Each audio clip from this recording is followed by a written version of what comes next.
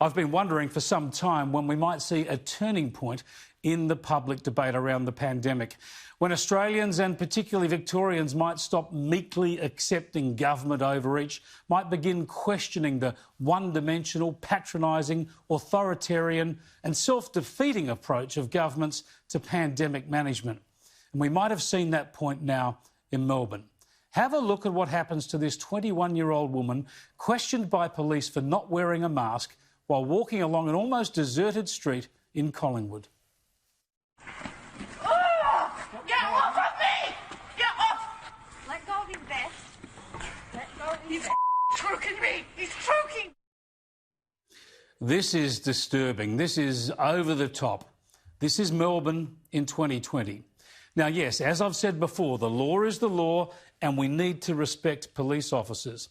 But for starters, this is a dumb law. Masks on public transport and in shops and in crowded places, sure, they make sense.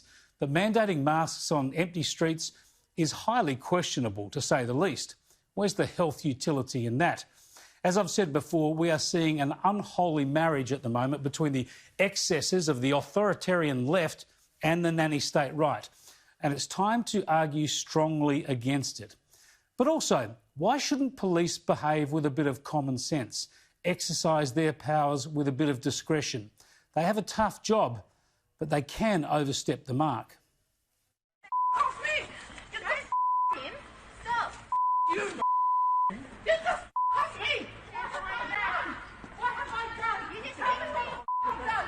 What have I done wrong? You just keep stop. Yeah, but you're choking her. As a man on a girl, and you choked her. For what? For a mask? For not having a mask? Look how pathetic you are. She doesn't have a mask. Are you serious?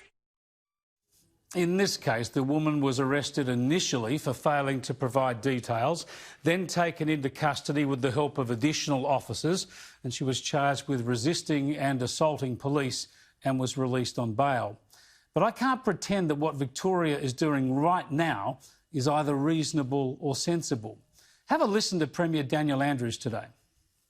As difficult as these decisions are, as heartbreaking as the consequences of these decisions are, this is the only way forward. What rot? There are myriad ways forward. Severe lockdowns, compulsory masks everywhere and curfews are highly contentious policy choices. They are Victoria's chosen responses and they're far from the only options. Our governments, state and federal, across the country, seem to be stuck in a bubble, caught up in their own self-importance, insulated from the economic impact of livelihoods crushed, obsessed with their daily statistics and measuring their success only by whether infections are going up or down.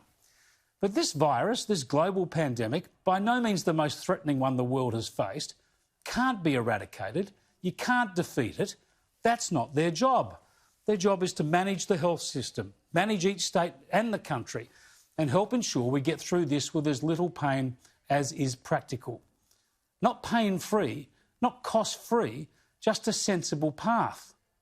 This diabolical dilemma has always been about striking a reasonable balance, and the Victorian Premier has certainly not done that. The notion of a curfew, I didn't think I would ever be imposing something like that, ever. No chance of ever having to do that. But these are extraordinary times, unprecedented times. But I'll tell you one thing, as inconvenient as it is, it means people are not going round to their mate's place for dinner. So this is how Victorians have to live for now? If infections are reduced to an as yet undefined level, then the restrictions will be lifted. And if you've lost your job, your business or your education, bad luck. But the virus will still be there and a vaccine at this stage will not. And then if infections rise again to another undefined number, what then? Does the government shut the joint down again? This is unsustainable. It cannot last. It will not last. The only question is how much damage is done before Victoria and the rest of the country works out a sensible, sustainable way to manage this pandemic, to work out how we can live with the virus rather than allow the virus to kill jobs, businesses, social interaction and society itself.